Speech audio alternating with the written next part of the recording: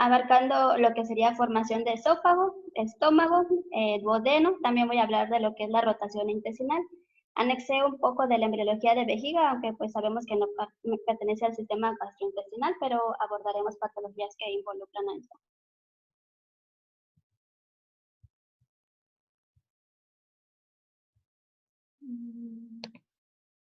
Al final de la segunda semana de vida embrionaria se va a desarrollar un embrión bilaminar formado por un epiblasto y un hipoblasto. Posteriormente, durante la tercera semana, se da lo que es la gastrulación. El primer signo de este evento va a estar dado por la aparición de la estría primitiva. En cuanto aparece esta estría primitiva, se puede reconocer el eje cráneo-caudal del embrión, su superficie dorsal y ventral, y su lado derecho e izquierdo. La estría primitiva va a formar activamente lo que es el mesodermo para formar el disco bilaminar en un trilaminar que va a tener la apariencia de un sándwich. El mesodermo se va a encontrar en el centro, arriba vamos a ver el ectodermo y por la parte de abajo se va a encontrar lo que es el endodermo. Estos últimos van a estar conectados en los extremos craneal, dando lugar a lo que es la membrana bucofaringea, y en el extremo caudal que dará parte a la membrana cloacal y donde procederán lo que son los orificios urogenitales y anales. Durante la cuarta semana, el embrión se comienza a plegar cráneo-caudalmente y lateralmente, lo que va a convertir el disco trilaminar pues, en un embrión cilíndrico, donde se van a poder distinguir lo que son 4 pliegues, uno craneal, 2 laterales y uno caudal. El pliegue craneal va a dar lugar a lo que es el intestino anterior, también va a formar lo que es la pared torácica anterior, la región epigástrica, contribuirá a la formación del diafragma y el pericardio. Los pliegues laterales van a conformar lo que son las paredes laterales del abdomen, va a contribuir a la formación del intestino medio. Y lo que es el intestino caudal va a dar lugar a la región hipogástrica y al intestino posterior. Del intestino anterior van a derivar las estructuras tales como las vías respiratorias inferiores, la faringe, lo que es el esófago, el estómago, duodeno proximal, el hígado, vías biliares y páncreas. Del intestino medio van a derivar la parte distal del duodeno, la abertura hasta la abertura del colédoco, perdón, lo que es el ciego, el apéndice, el colon descendente hasta 2/3 del intestino transverso, y del intestino posterior van a derivar estructuras, el tercio que falta del colon transverso, el intestino descendente, el sigmoides, y parte del conducto anal, el epitelio de la vejiga urinaria y la mayor parte de la uretra. Hablando ahora de lo que es el esófago, se va a comenzar a desarrollar inmediatamente lo que es caudal a la faringe, que va a estar procedente de la pared dorsal del intestino anterior. Va a estar dividido por lo que es el tabique traqueoesofágico, que se va a formar hacia el final de la cuarta semana al llevarse el plegamiento de lo que es el surco laringotraqueal, que es de donde deriva esta estructura. Al principio el esófago es corto, pero se va a alargar rápidamente, esto debido al crecimiento y al cambio de posición del corazón y de los pulmones. Va a alcanzar su longitud final hacia la séptima semana y el epitelio, que es derivado del endodermo, va a proliferar y va a obliterar la luz parcial o totalmente, pero se va a recanalizar hacia el final de la octava semana.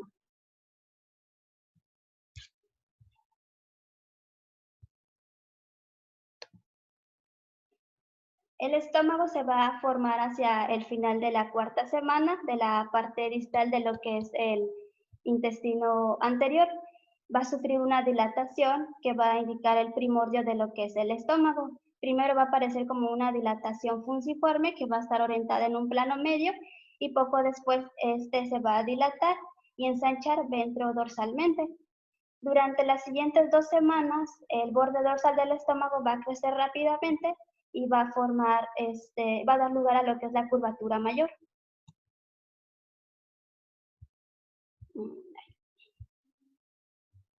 Cuando el estómago se dilata y adquiere su forma final, va a girar lentamente 90 grados en sentido de las agujas del reloj.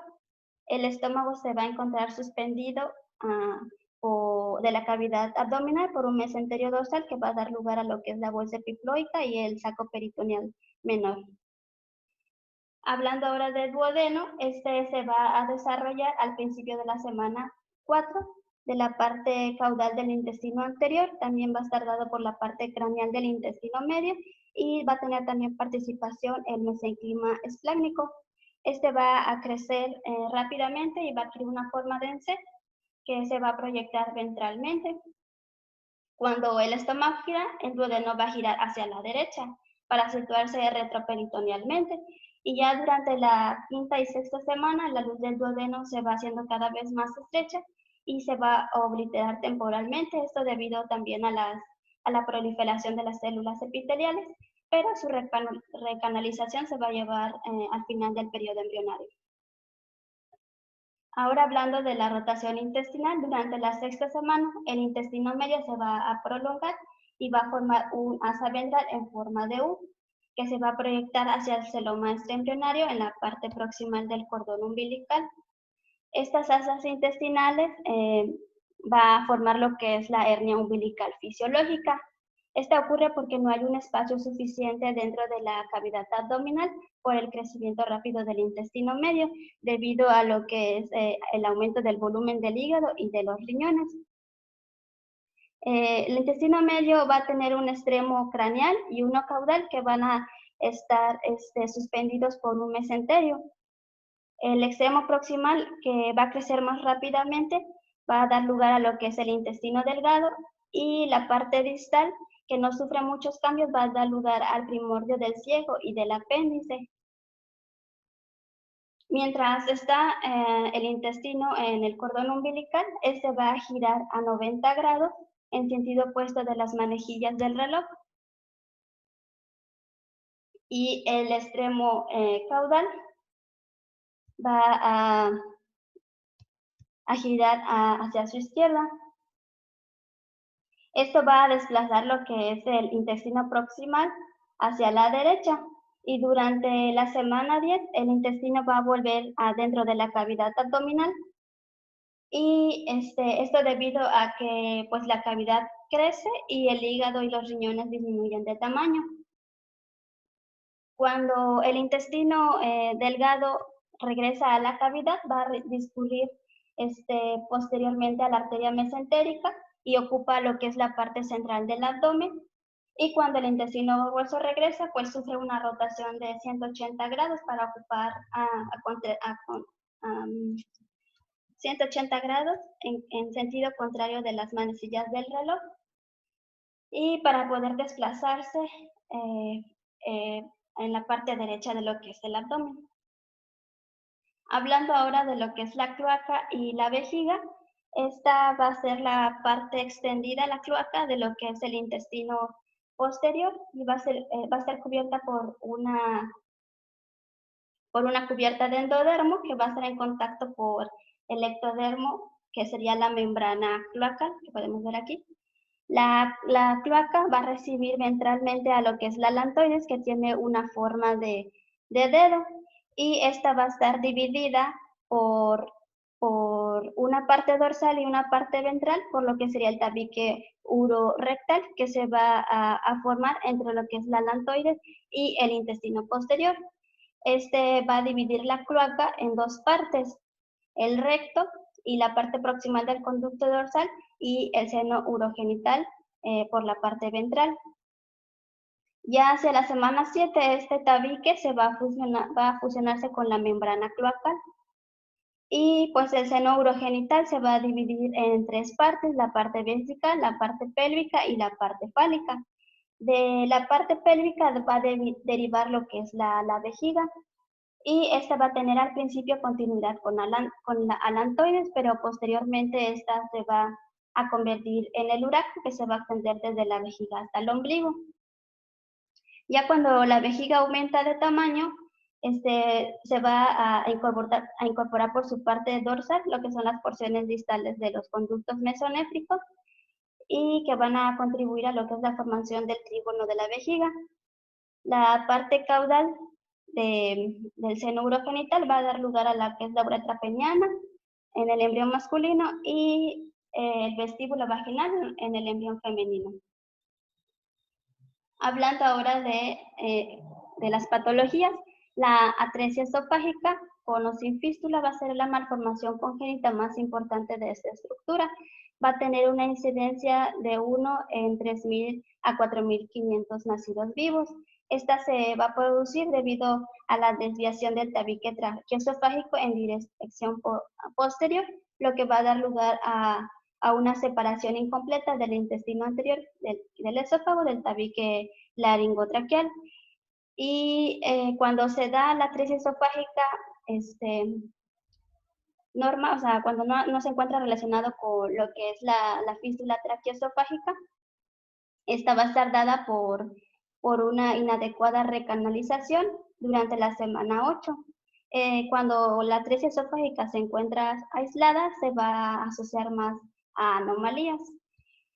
En sí, esta enfermedad va a tener una asociación del 55 al 75% con otras anomalías, como por ejemplo las atresias intestinales, la atresia por páncreas anular.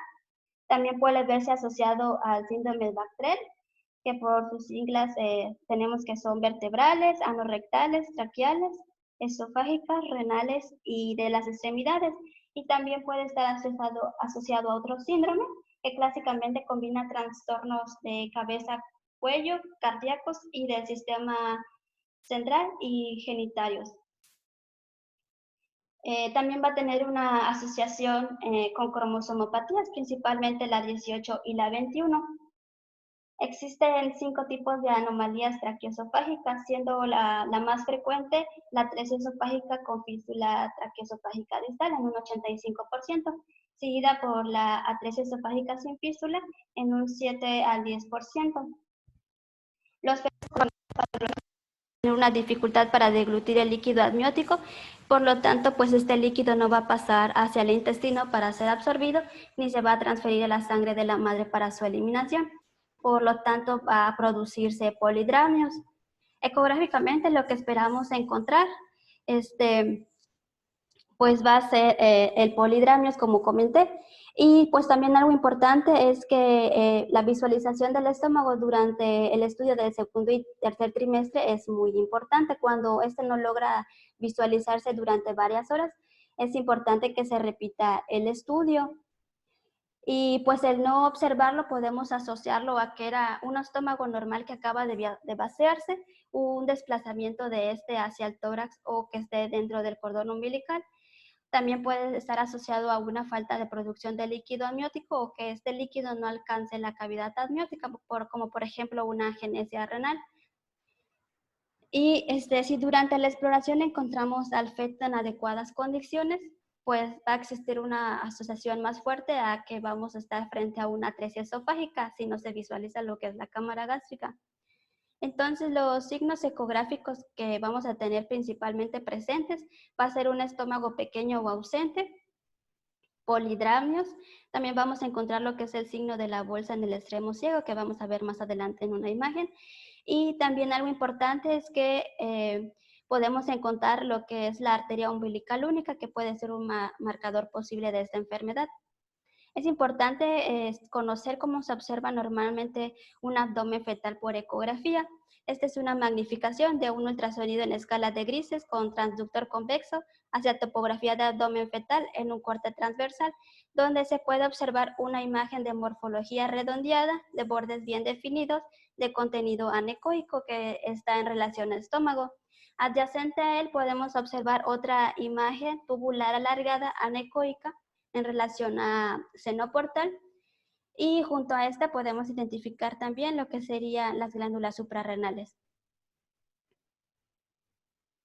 Y este es un ultrasonido en escala de grises con transductor convexo hacia topografía de abdomen fetal en un corte transversal donde podemos observar la ausencia de estómago.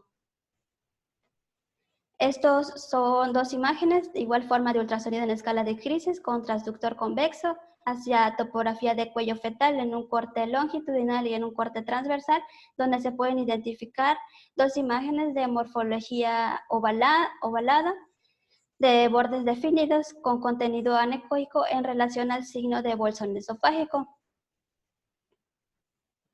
De igual manera, como ya comenté, en esta patología pueden observarse la presencia de cordón umbilical con arteria única.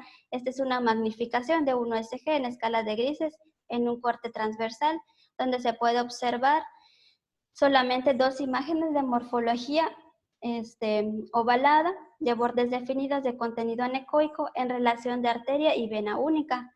Para corroborar ese hallazgo se puede utilizar lo que es el Doppler color, como podemos observar en este USG, hacia topografía de abdomen fetal en un corte transversal, que a la aplicación Doppler color se muestra esta anomalía de una arteria y una vena.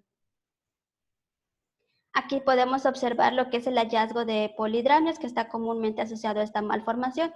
Son 4 imágenes de ultrasonido obstétrico para valoración de hila en escala de grises con transductor convexo en un corte longitudinal, donde se puede observar la medición de los 4 cuadrantes, que da como resultado un hila de 32.3. También podemos observar que este líquido se encuentra aumentado en su celularidad.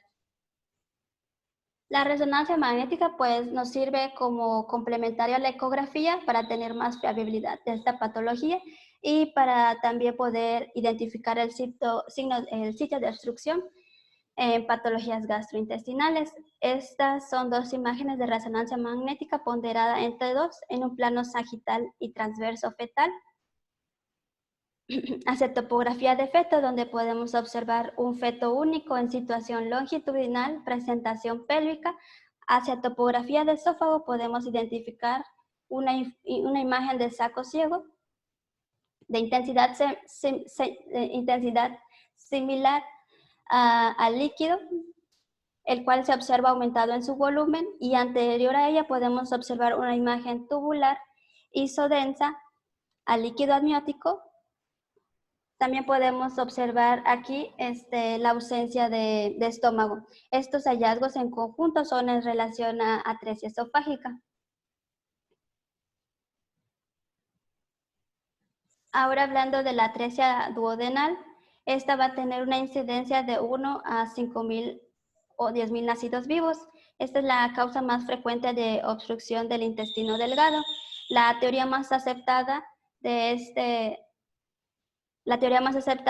patología es la falta de recanalización en la etapa embrionaria. Normalmente esta atresia va a ocurrir en el 80% cerca de la ampolla de Vater. El 70% de los fetos están asociados a otras malformaciones gastrointestinales y de corazón principalmente, y también podemos encontrar relación con el síndrome de Bacter. Por otro lado, se va a encontrar asociado en un 30% a trisomía 21. En el 87% de los casos, esta enfermedad puede ser diagnosticada de manera prenatal por ecografía, con la observación del signo de doble burbuja, y también puede identificarse en el 40% de los casos polidramios en la segunda mitad de lo que es la gestación. Entonces, los signos ecográficos que vamos a tener en cuenta serán la imagen de dos estructuras,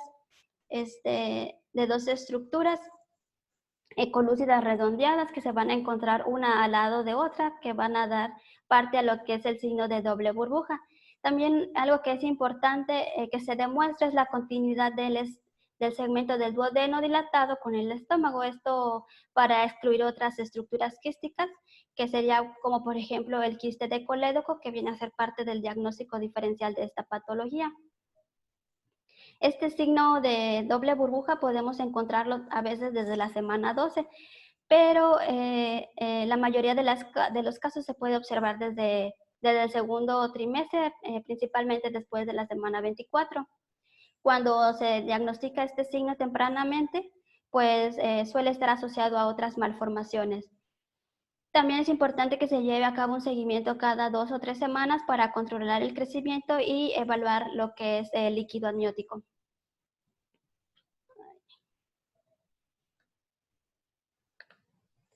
Estas son 2 imágenes de ultrasonido en escala de grises con transductor convexo hacia topografía de abdomen fetal en un corte longitudinal oblicuo y otro transverso, donde se identifican dos imágenes de morfología redondeada, de bordes bien definidos, anecoicas, en relación al signo de doble burbuja, donde la más distal está en representación del duodeno y la de mayor tamaño y proximal al estómago.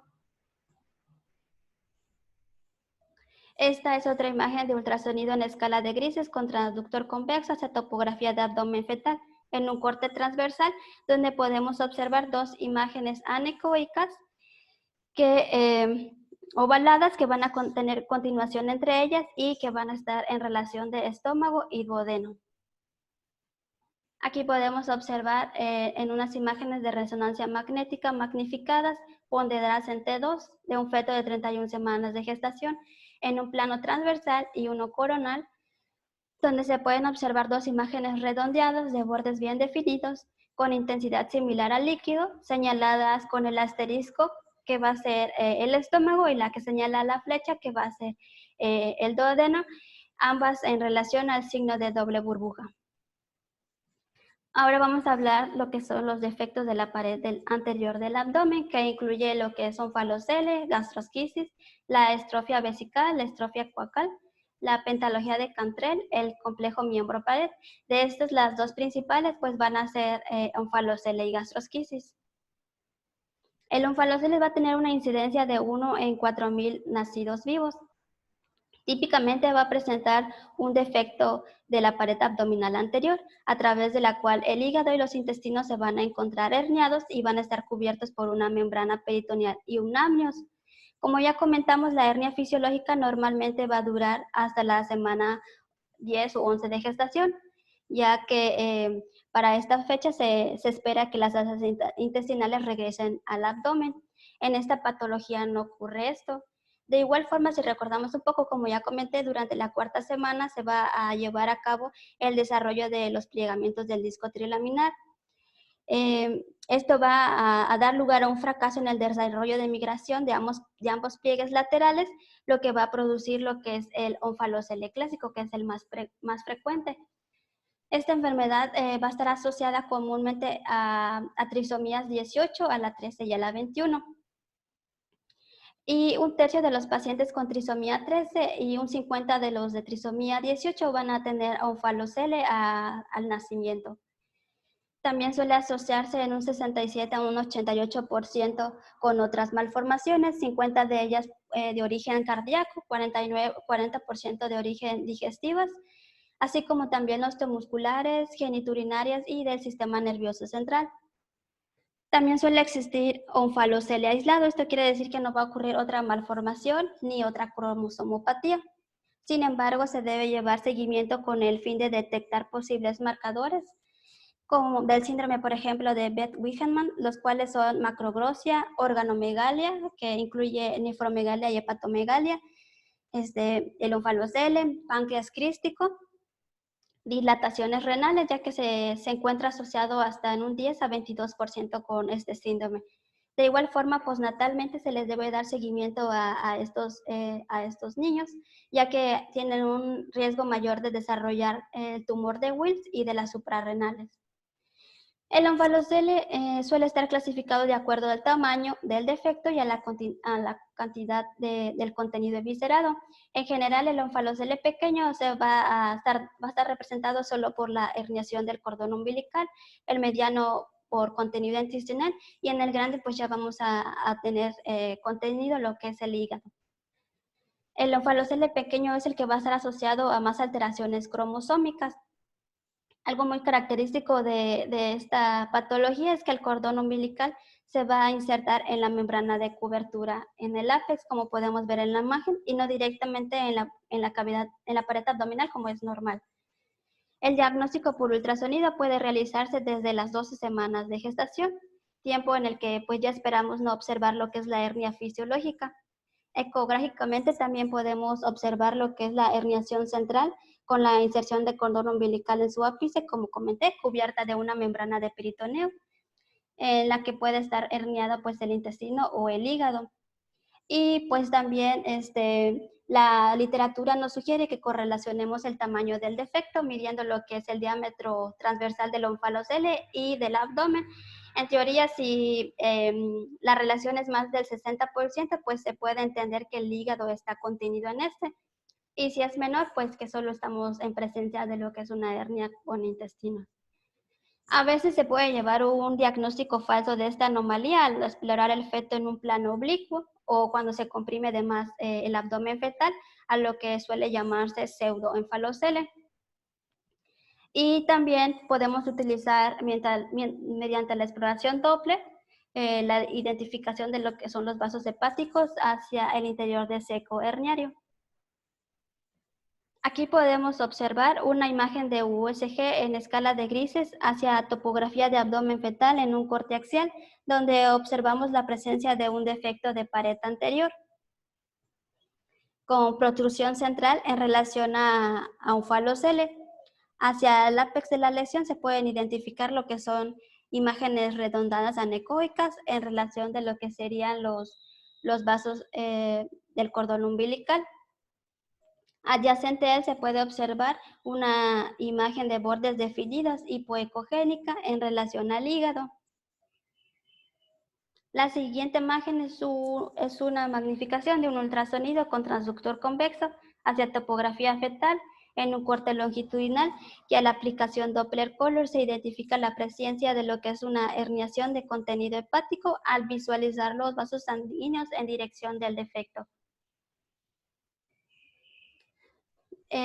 Conforme a resonancia, en lo que respecta a resonancia magnética, esta es una resonancia magnética de un feto único de 28 semanas de gestación en situación longitudinal, presentación pélvica, que se encuentra ponderada en T2 en un corte sagital del feto, donde se puede observar, dependiente de la pared abdominal anterior, una imagen ovalada de bordes definidos de contenido heterogéneo de predominio hipointenso en relación a lo que es onfalocele. El diagnóstico diferencial de igual forma se debe de dar con otros defectos mayores de la pared abdominal, como sería la pentalogía de Cantrell, la estrofia vesical y cloacal, de la que hablaremos más adelante. Y una de las complicaciones que se pueden dar antenatalmente de esta patología es la rotura del saco del onfalocele, lo que puede dar como confusión a la hora del diagnóstico con lo que sería gastrosquisis. Ahora hablando de gastrosquisis, esta proviene de la palabra griega que significa hendidura de estómago. Tiene una incidencia de 1 en 4.000 nacimientos. Esta malformación va a estar dada por una presencia de un pequeño defecto de lo que es la pared abdominal paraumbilical, habitualmente del lado derecho y que generalmente va a medir menos de 4 centímetros. Se va a caracterizar por lo que es una herniación de asas intestinales directamente hacia la cavidad amniótica, ya que no van a estar cubiertas por lo que es la membrana, ni tampoco va a haber participación del cordón umbilical. En lo que respecta de esta patología, existen varias teorías. Una de ellas es que se va a producir una alteración vascular, como lo que es la involución anormal de la vena umbilical derecha, o de la isquemia de la arteria onfalomesentérica, por lo que da lugar a lo que es la necrosis de pared. Y también puede estar dado secundariamente alguna toxina, aunque realmente todavía no se identifica cuál es. Entre los factores de riesgo, la más asociada va a ser una edad materna joven y también a un índice de masa corporal bajo, alguna dieta materna insuficiente y estrato socioeconómico bajo. Por otra parte, la gastrosquisis izquierda va a estar asociada a más defectos extraintestinales y se ha encontrado que es en mayor prevalencia en mujeres. Esta enfermedad ocurre mayormente como una anomalía aislada, pero es importante buscar otras malformaciones en lo que respecta a cardíacas y del sistema nervioso central, que suelen ser las más comunes.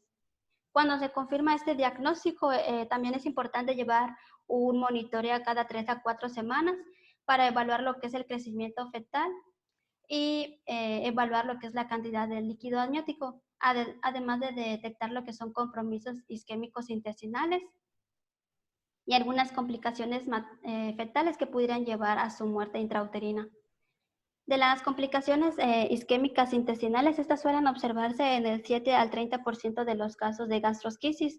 Normalmente se da por una compresión de lo que es el anillo del defecto sobre el asa intestinal, que va a producir isquemia, dilatación de la pared, se va a edematizar y esto va a provocar lo que es la necrosis del asa, con la siguiente perforación y pues la peritonitis meconial. Aunque también puede darse una peritonitis química, cuando esto dado porque las asas intestinales pues se encuentran en contacto directo con lo que es el líquido amniótico. También está asociado en un 50% a lo que es restringimiento del crecimiento intrauterino. Y también se ven otras complicaciones como es intestino corto, rotación de intestino que produce pólvulos, obstrucción y también atresia intestinales. Esta malformación puede ser identificada en ecografía desde las 11 a 14 semanas de gestación. Y los hallazgos ecográficos que tenemos que tener presentes son asas intestinales que se van a observar como en forma de coliflor, que se van a encontrar libremente en el líquido amniótico. Obviamente no van a estar cubiertas por una membrana y la lesión va a ser paramedial, generalmente derecha, como ya comenté, y el cordón pues se va a encontrar de su inserción normal, que es en el lado izquierdo. La evisceración de otros órganos y del hígado sobre esa lesión es muy rara. Esta es una magnificación de un ultrasonido en escala de grises con transductor convexo hacia topografía de abdomen fetal en un corte longitudinal, donde se puede observar la presencia donde se puede observar hacia la pared abdominal anterior una imagen irregular de bordes definidos en relación a lo que son asas intestinales que flotan libremente en líquido amniótico. Y como ya expliqué en esta patología, el cordón umbilical suele estar a un lado del defecto de la pared y no justamente sobre el defecto. Para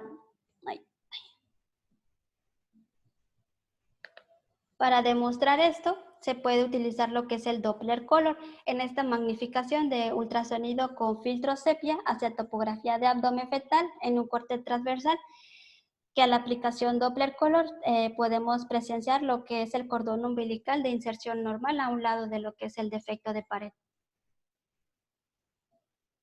Esta es otra magnificación de un ultrasonido en escala de grises con transductor convexo hacia topografía de abdomen fetal, donde se observa un defecto de la pared abdominal anterior por el cual protruyen asas intestinales que no son contenidas por peritoneo, que a la aplicación Doppler Color se observa que el dicho defecto es lateral al cordón umbilical. Los USG de 3D pueden utilizarse para definir lo que es la lesión. Este es un ultrasonido en 3D de un feto de 12 semanas, que es la topografía de abdomen fetal. En la pared anterior se puede observar lo que es una imagen irregular en relación de asas intestinales. Esta es una resonancia magnética de un feto ponderada en T2 con saturación grasa hacia topografía de abdomen fetal, en un plano longitudinal donde se puede observar la presencia de un feto único en situación longitudinal, presentación pélvica donde se observa, dependiente de su pared anterior, una imagen de morfología irregular, heterogénea de predominio hipointenso, con intensidad similar al líquido, y que estos hallazgos son compatibles con asas intestinales que se encuentran dispersas en líquido amniótico y está relacionado a lo que es gastrosquisis. Aquí podemos, hice este cuadrito, encontré este cuadrito donde podemos encontrar las diferencias ecográficas de onfalocele y gastrosquisis, que pues ya comenté son las patologías que se encuentran en mayor incidencia. En el onfalocele, para hacer un recordatorio, vamos a encontrar que el defecto va a ser uniforme, el contorno del defecto, mientras que en la gastrosquisis la vemos irregular. En el onfalocele pues vamos a ver lo que es el saco de cobertura, que lo vemos a ver ecogénico, mientras que en la gastrosquisis va a estar ausente. Y el cordón umbilical, que va a estar en el centro de defecto con respecto a onfalocele, y en la gastrosquisis lo vamos a encontrar lateral a este. como comenté, pues el onfalocele va a estar frecuentemente más asociado a anomalías que la gastrosquisis. Ahora hablando de lo que es la estrofia vesical, esta va a tener una incidencia de 1 en 30.000 nacidos vivos y va a ser observado más comúnmente en hombres. La estrofia vesical va a estar causada por un defecto en el cierre incompleto de la que es la porción inferior de la pared abdominal anterior, debido al fallo de migración de las células mesenquimatosas, como ocurre también en el onfalocele. Como consecuencia de esto, pues vamos a observar que va a faltar la porción inferior de los músculos rectos del abdomen y también va a haber defectos en los músculos externos, internos y en los transversos, por lo que no se va a formar lo que es el tejido conjuntivo en la pared abdominal anterior de la vejiga. Esta anomalía ocurre asociada a otras patologías. En los hombres comúnmente está asociado a lo que es epispadias, un pene corto, y a los testículos que muchas veces no se encuentran descendidos. En las mujeres vamos a encontrar lo que es el clítoris bífido y anomalías uterinas y vaginales. Aquí en esta patología vamos a encontrar que el cordón umbilical va a estar insertado en la pared abdominal más bajo y cerca de lo que es el borde superior de la estrofia. Va a estar caracterizada esta anomalía por la exposición y el prolapso de la superficie de mucosa de la pared posterior de la vejiga, por lo que va a quedar expuesto lo que es el trígono vesical y los orificios ureterales. Esto va a provocar que la mucosa se forme como un engrosamiento que va a dar un aspecto irregular de lo que es la pared de la vejiga posterior y que es visible ecográficamente como un contorno irregular de la pared abdominal anterior e inferior. Y también puede observarse la vejiga ecográficamente. Bueno, realmente utilizamos lo que son las arterias umbilicales para identificar la vejiga como referencia. En esta enfermedad va a ocurrir vejiga ausente. Esto debido a que normalmente ya podemos observar lo que es la vejiga a las 9 semanas de gestación, cuando el producto comienza a llevar líquido, cuando comienza a producir orina, perdón. Esta es una imagen magnificada de un USG en escala de grises en un corte longitudinal que hace topografía de abdomen fetal inferior. Se puede observar lo que se encuentra señalado con las flechas. Es una imagen de bordes irregular en relación a estrofia vesical y también podemos observar que pues no se encuentra la vejiga. También es importante valorar lo que es la integridad del recto y de la columna vertebral para descartar lo que es la estrofia cloacal, que vamos a ver más adelante. Esta es una magnificación de un ultrasonido en escala de grises en un corte longitudinal hacia topografía de abdomen anterior e inferior del feto, donde se puede observar una imagen de bordes irregulares en relación a lo que es la mucosa inflamada de la vejiga vertida. Y la flecha señala lo que es una imagen de morfología ovalada de bordes definidos ecogénicos en relación a lo que es un recto íntegro. La cabeza de flecha señala líneas ecogénicas que forman los núcleos de osificación que se van a conservar, como vemos, alineados, íntegros y que tienen continuidad, demostrando que no existe un defecto en la columna vertebral ni en el saco. Como comentamos, las arterias umbilicales suelen servirnos como referencia para poder identificar por ecografía la vejiga. Esta es una magnificación de USG hacia topografía de abdomen inferior, donde podemos observar a la aplicación Doppler Color la visualización de las arterias umbilicales y entre ellas observamos una imagen de morfología ovalada, anecoica en relación a lo que es vejiga. Esta es una magnificación de un ultrasonido que a la aplicación Doppler Color identificamos lo que son las arterias umbilicales, pero no observamos la vejiga urinaria.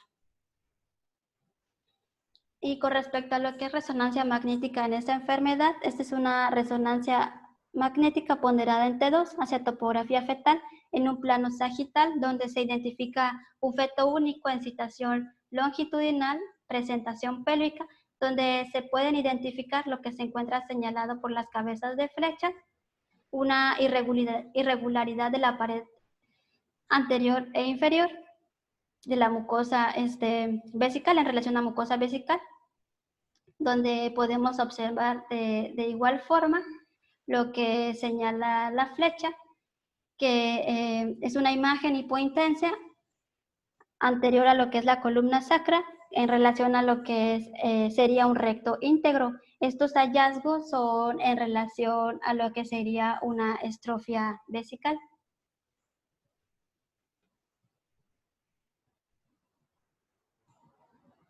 Hablando ahora de lo que es la estrofia cloacal, esta es una normalidad congénita rara, pero es grave. Tiene una incidencia de 1 en 200,000 a 400,000 nacidos vivos y es de mayor prevalencia en mujeres. En la estrofia cloacal va a persistir lo que es la membrana cloacal infraumbilical y esto va a interferir con lo que es el cierre normal de la pared anterior, lo que va a dar lugar a una falta de separación del tabique urogenital con el recto. Como resultado, pues van a persistir dos restos embrionarios de mucosa vesical, como podemos observar aquí. Las dos semivejigas se encuentran separadas por mucosa intestinal, en lo que probablemente correspondería a ciego, porque el hilio es el que protruye a través de él, que da lo que sería el signo de elefante. Normalmente podemos observar también en la estrofia vesical, la estrofia cloacal, perdón, lo que sería onfalocele, y también puede observarse atresia anal. Estas anomalías están asociadas a lo que serían anomalías lumbrosacras y también anomalías de la médula espinal como lepomeningocele y lipomielocistocele. Cuando observamos anormalidades del sistema genitourinario en el 60% de los casos, puede estar asociado a lo que son más comúnmente hidronefrosis, agenesia renal y genitales anormales. Esto da como consecuencia oligohidramnios. Ecográficamente podemos observar lo que es un defecto infraumbilical de la pared abdominal anterior, como una masa irregular, similar a lo que es la estrofia vesical, ya que esta también se encuentra presente. También podemos observar lo que es la ausencia de vejiga y pues se pueden ver la estrofia de todas las estructuras que forman la cloaca y también malformaciones del tubo neural. Esta es una magnificación de un ultrasonido en escala de grises con transductor convexo, hace topografía de abdomen inferior en un corte transversal, donde se puede identificar una irregularidad de la pared abdominal anterior en relación a lo que sería probable estrofia vesical. De igual forma, se puede observar que no hay vejiga y podemos encontrar en la parte inferior como hay una pérdida de continuidad de los núcleos de osificación a este nivel. Esta anomalía, como podemos observar, estos defectos que vemos está asociado a lo que sería una malformación de lo que es el tubo neural. Podemos observarlo como una imagen redondeada de bordes parcialmente definidos, de contenido anecoico. Como ya comenté, puede estar dado por un defecto del tubo neural. Estos hallazgos en conjunto son diagnósticos de lo que es la estrofia cloacal. Y con respecto a resonancia magnética, esta es una resonancia magnética ponderada en T2 de un feto único en situación longitudinal que se encuentra en presentación pélvica en un plano sagital, donde se puede observar hacia la pared anterior del abdomen una imagen de forma ovalada de bordes regulares hipointensa en relación al signo de elefante, que pues como vemos en el esquema es intestino extruido entre las mitades evertidas de la vejiga. Esta patología también puede estar asociada fuertemente a lo que es el complejo OES, que por su acrónimo tenemos lo que es onfalocele, estrofia de vejiga. Podemos encontrar ano imperforado y anomalías espinales.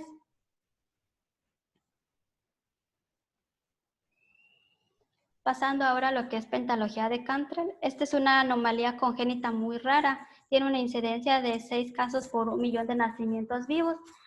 Tiene una prevalencia por el sexo masculino y la mayoría de estos son esporádicos sin mayor riesgo a que pueda volver a ocurrir.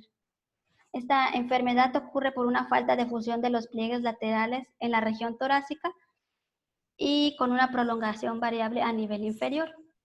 De igual forma, no se suele desarrollar lo que es el transvisque transverso del diafragma debido a una migración anormal del primordio external y de los miotomas en las semanas 6 y 7 de gestación.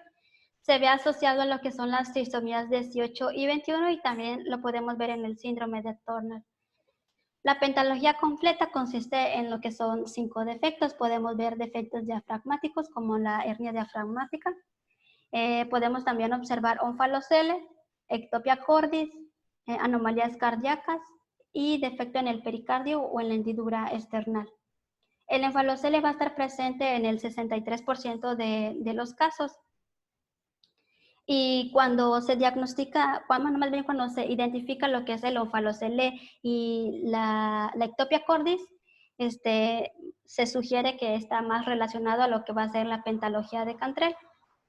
Los defectos cardíacos que podemos incluir en estas patologías, como ya comenté, son defectos septales.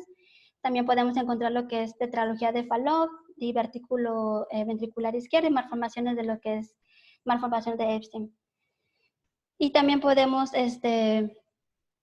encontrar otros hallazgos dentro del útero, como serían los defectos faciales, como labio paladar hendido, del sistema nervioso central, como sería encefalocele, espina bífida, y también podemos encontrar, como comenté, anormalidades musculoesqueléticas en relación a lo que sería pie sambo o también radio ausente. Sin embargo, no siempre están presentes todas estas características. Por ello, se llevó a cabo una clasificación que nos va a orientar al pronóstico y al tratamiento del producto. La clase 1 nos da que es un diagnóstico exacto debido a que están presentes los 5 defectos que ya comenté. En la clase 2 es un diagnóstico probable porque solo se encuentran 4 de las 5 malformaciones.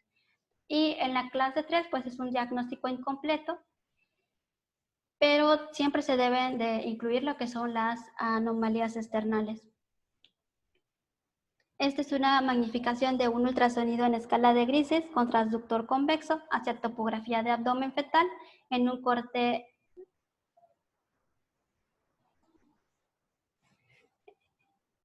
axial donde se identifica defecto de la pared abdominal anterior, superior, un defecto de la pared abdominal superior, por el cual protruye una imagen de morfología redondeada de bordes definidos, que es heterogénea, con zonas anecoicas en su interior que corresponderían a lo que serían las aurículas y los ventrículos. Asociado a estas áreas ecogénicas, podemos observar lo que son las asas del intestino. Estos hallazgos están en relación a lo que sería onfalocele y ectopia cordis.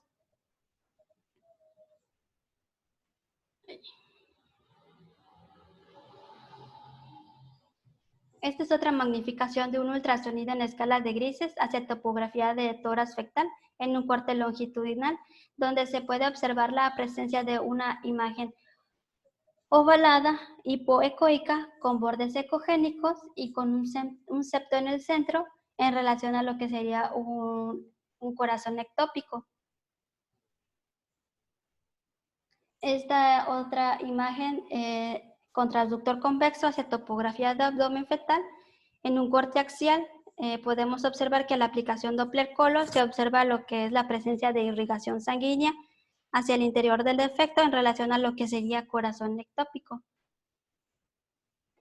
Y esta es una resonancia magnética ponderada en T2 de un feto único en situación longitudinal, presentación podálica en un plano sagital, donde se puede observar que de la pared anterior del abdomen se encuentra una imagen hipointensa que depende de ella en relación de lo que sería un falocele, y cefálico a esta lesión podemos encontrar otro defecto con señal intermedia en relación a lo que sería ectopia cordis. Hablando ahora de lo que es complejo miembro y pared, esta anomalía también es llamada anomalía del tallo corporal. Es una enfermedad, es una malformación letal y rara que ocurre en el 0.12 casos de 10.000 nacidos vivos o muertos. Existen varias hipótesis con respecto a lo que sería esta enfermedad. Principalmente se sugiere que es de origen extrínseco por una ruptura amniótica temprana o por algún accidente vascular que ocurre en el desarrollo embrionario. Las principales anomalías que están asociadas en este defecto, en el 95% de los casos, son de las extremidades, como pie zambo, alguna falta de extremidad, y también como polidactilia o escoliosis grave. También encontramos lo que son malformaciones de los órganos internos, como defectos cardíacos. Podemos observar también que existe ausencia de diafragma. También podemos encontrar algunas atresias intestinales, malformaciones renales, craneofaciales. Y podemos encontrar lo que son encefalocele y exencefalia. La característica de este complejo va a estar dada por lo que es un defecto extrínseco de la pared central, que va a afectar tanto el abdomen como el tórax. Los defectos craneales que encontramos y los faciales, también podemos encontrar lo que son las membranas placentarias, y también podemos encontrar defectos en lo que es el cordón umbilical.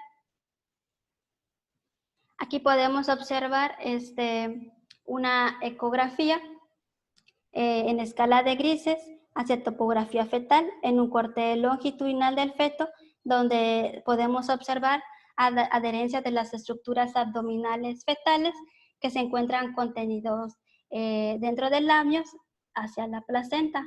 Como podemos, este es un esquema post-mortem de este feto en útero. Me faltó mencionar que este defecto normalmente suele ser del lado izquierdo, y pues como ya les comenté, se encuentra la mitad del cuerpo fetal dentro de lo que sería la cavidad amniótica y la otra mitad dentro del celoma. Esto normalmente en el primer trimestre de gestación. Esta es otra imagen de USG en escala de grises con transductor convexo en un corte longitudinal, donde se observa lo que es hígado, intestino y estómago, que se encuentran dentro del amnios y que están anclados a lo que sería la placenta. El resto del producto se encuentra dentro de que es el saco amniótico, como observamos dentro del esquema. Y esto sería todo por mi parte. Muy bien, Iván. La verdad es que bonita tu clase, ¿sale? Y bien, la verdad, ¿sale? Gracias. Voy a hacer unas preguntitas nada más. Sí. A ver, Sainz, ¿me escuchas? Sí, doctor. Ok. A ver, háblame un poco de la hernia fisiológica.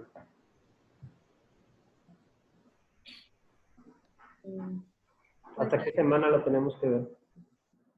Hasta la semana 10, máximo 11. Y bueno, pues es el crecimiento, bueno, lo que había leído era que el crecimiento intestinal va más acelerado con respecto a los músculos de la pared abdominal. Entonces van a protruir y ya después estos, pues sí, se revierte en estas semanas. Pero se daba al principio porque era más acelerado el crecimiento intestinal con respecto a el desarrollo de la pared abdominal. Ok. Generalmente, ¿cuánto mide ese defecto? No recuerdo. Okay. ¿Alguien más de los R1? Menor de 4 centímetros. No, pero menos de 4 centímetros ya estás hablando de un onfalocele, ¿no? O más bien una gastrosquisis, que generalmente miden menos de 4 centímetros. De hecho, hay una medida de una hernia fisiológica que incluso, aunque no llegues a las semanas de gestación que esperas ver la hernia fisiológica, y con la medida ya le tienes que dar un seguimiento a esa hernia. ¿Ok? Y en cuanto a semanas, ¿estás de acuerdo con lo que dijo Sainz Rodríguez? Pues sí, eso comentaba que o sea, se debe retraer los intestinos a partir de esas semanas, de las 10-11, y para no generar el defecto. A ver, Martínez, ¿hasta qué semana? Yo leí que puede ser hasta las 13 semanas de gestación, pero depende de lo que se haya entrado. Generalmente, si se llega a detectar que solo es intestino delgado, en el 90% de los casos para la semana 20, este defecto ya no está presente. A ver, Susana. Bueno, yo leí que es hasta las 11, máximo 12 semanas, porque desde las 9 va a empezar a hacer la regresión. Entonces bueno, yo lo que leí es que el límite es de 11 a 12 semanas máximo, para ya que no, o sea, que ya esté casi por completo dentro de la cavidad abdominal. Así es. ¿Y en cuanto a la medida? Las medidas sí, no, yo igual había pensado que se refería a la de menor a 4 centímetros. No, Sí, ajá, yo no había escuchado fisiológica, pero... no. Ok. A ver, ¿alguien más de Excel? ¿Me escuchas? Sí, doctor. A ver. Es 7 milímetros. Ajá. ¿Y si mide más de 7 milímetros?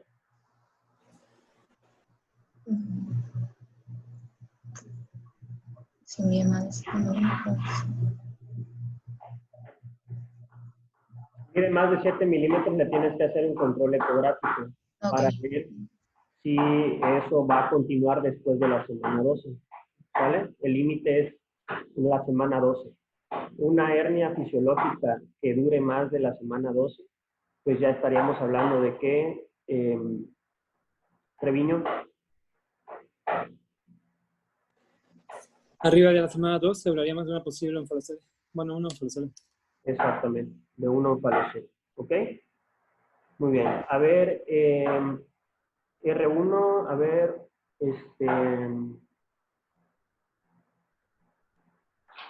a ver, Susana. ¿Cuál es la principal complicación de la gastrosquisis? ¿Puedes repetir la pregunta? No lo escuché. La principal complicación de la gastrosquisis, ¿cuál es? Sería bueno, como están fuera de la cavidad abdominal, pues sería como hablaba de una laceración hacia los intestinos, por la exposición. También, o sea, bueno, nacimiento prematuro y hay una restricción del crecimiento intrauterino porque la protrusión hace que no haya